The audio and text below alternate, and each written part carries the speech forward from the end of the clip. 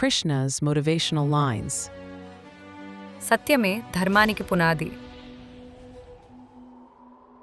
నీ హక్కు నీ కర్మ మీదే, ఫలంపై కాదు. భయపడకండి, భయం మనిషి యొక్క పెద్ద శత్రువు. ధైర్యం ఉన్నవాడు ఏ కష్టాన్నైనా జయిస్తాడు. సుఖం దుఃఖంలో సమంగా ఉండేవాడే నిజమైన యోగి.